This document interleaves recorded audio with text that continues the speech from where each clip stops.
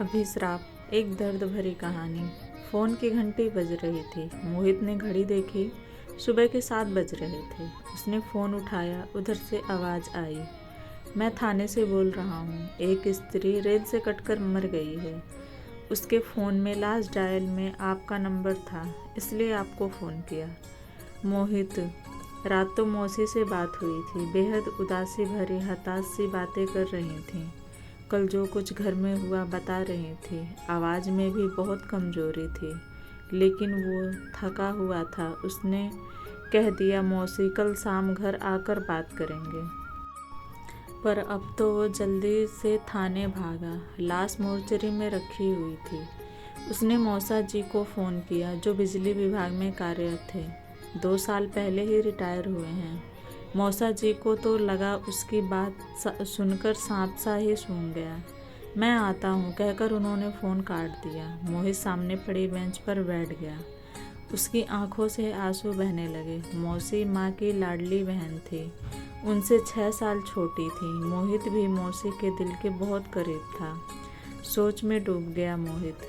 माँ बताया करती थी, जब उनके जन्म के बाद मौसी पैदा हुई तो सबको खल गई, क्योंकि सबको लड़का चाहिए था। उनके होने से पहले लड़की जानकर कई गर्भपात करा दिए गए थे। उस बार लड़का होने की रिपोर्ट पर ही बच्चा पैदा किया गया, पर हुई लड़की। किसी को बर्दाश्त ही नहीं हुआ। कोहराम सा मच गया। कोई शगुन नहीं हुआ, बस मातम ही हुआ। उन्हें कभी कोई प्यार माँ बाबूजी का नहीं मिला, बल्कि छोटी छोटी गलतियों पर पिटाई होती थी। माँ पहला बच्चा थी, इसलिए उन्हें सबका लाड मिला। बाद में कई गर्भपात के बाद छोटा भाई आने पर तो उनकी हालत और ख़राब हो गई। एक तरह से नौकरानी वाली ही हो गई। स्कूल तो भेजा गया उन्हें, पर पढ़ाई की कोई सुविधा नहीं दी उन्होंने। स्कूल जाते जाते काम, स्कूल से आते ही फिर काम ही काम। बस माँ ही बहुत प्यार करती थी उन्हें। माँ बताती थी, एक बार मौसी ने भूख लगने पर भाई के लिए रखा हुआ सेब खा लिया। फिर तो उनकी जो पिटाई हुई कि दुख होकर मौसी ने गेहूं में रखी सल्फास की गोलियां खा ली। वो तो माँ ने देख लिया। पुलिस के डर के मारे जैसे तैसे उन्हें बचाया गया। माँ की शादी के बाद तो मौसी की हालत और बदतर हो गई थी। 16 साल की उम्र में ही उनकी शादी भी कर दी गई हमारे शहर में। पर यहाँ भी मौसी के दुर्भाग्य ने पीछा नहीं छोड़ा। तेज तर्रार सास और विधवा बहन का आज्ञाकारी पुत्र और भाई निकला उनका पति। दिन रात उनकी सेवा में जुटी रहती। मुंह में बोल तो जैसे थे ही नहीं उनके। मायके वालों ने शादी के बाद उनसे कोई मतलब ही नहीं रखा। बस कभी कभी माँ से मिलना होता रहता था उनका। अपने दुख दर्द बांट लेती थी उनसे। वो भी बराबर में बैठ सब बातें सुनता रहता था। बात बहुत समझ तो उसे नहीं आती थी, पर मौसी के आंसू उसे अच्छे नहीं लगते थे। अपने हाथों से उन्हें पोंछ देता था और मौसी उसे गले लगा लेती थी। उसे बहुत प्यार करती थी मौसी।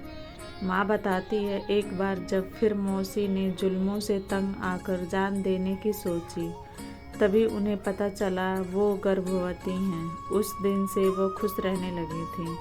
उन्हें यही लगने लगा था, अब कोई उनका अपना आने वाला है जो उनका उद्धार करेगा, उनको समझेगा। और फिर रौनक उनके घर आया। 1 साल बाद ही रोशनी से उनकी दुनिया में चहचहाहट भर गई। सास की चिल्पों, पति का कर्कश व्यवहार, नंद की मनमानी, उन्हें कुछ भी बुरा नहीं लगता था। वो तो अपनी खुशी में मग्न अब दूसरी दुनिया में रहने लगी थी। बच्चे पढ़ने में अच्छे निकले। लड़का बैंक अफसर और बेटी इंजीनियर बनी। बेटी की शादी उसके जॉब में आते ही कर दी। वो अपने घर में खुश थी, नौकरी और अपनी ससुराल में व्यस्त। मौसी भी उसे कुछ बताकर दुखी नहीं करना चाहती थी। एक बहुत बड़ा झटका मौसी को तब लगा जब उनकी बड़ी बहन यानी उसकी माँ अचानक चल बसी। बहुत फूट फूट कर रोई थी वो।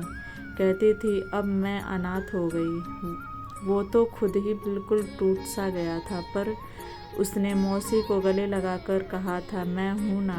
उसने ही अपनी शादी में उन्हें फ़ोन खरीद कर दिया था, भेंट स्वरूप, ताकि जब चाहे उनसे बात कर सके। उनके बेटे ने भी प्रेम विवाह किया।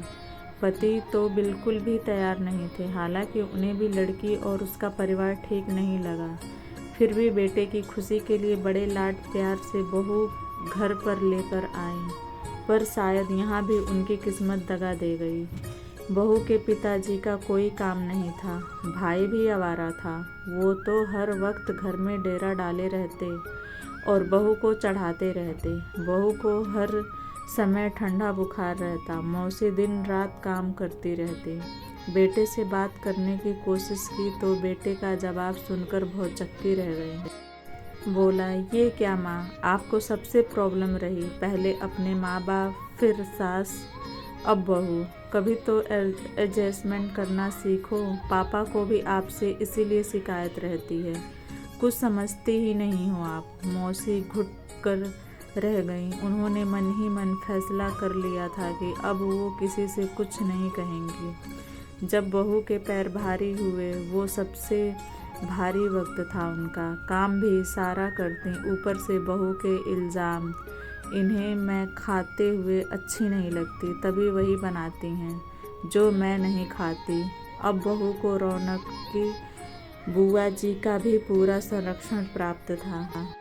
मौसी तो खाना बनाने से पहले बहू से पूछकर आती थी क्या खाना है, पर अगर वो बेटे से ये कहती तो बेटा सही क्यों मानता। उसे भी यही लगने लगा था, माँ में ही प्रॉब्लम है, तभी कोई पसंद नहीं करता इन्हें।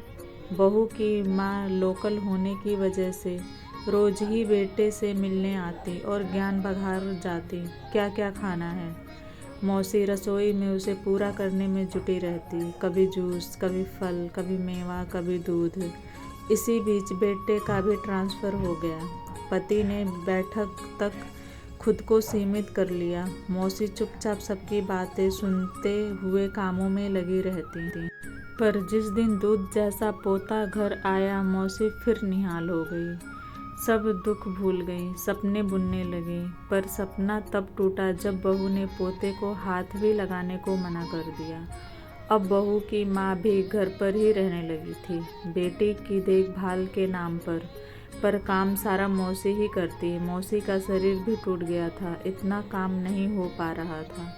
उन्हें बुखार आ गया, तब भी वो काम करती रही, पर कल अचानक बेहोश होकर गिर गई। फिर तो घर में कोहराम ही मच गया। कहाँ गया जरा काम, क्या बढ़ गया, इनका नाटक शुरू हो गया।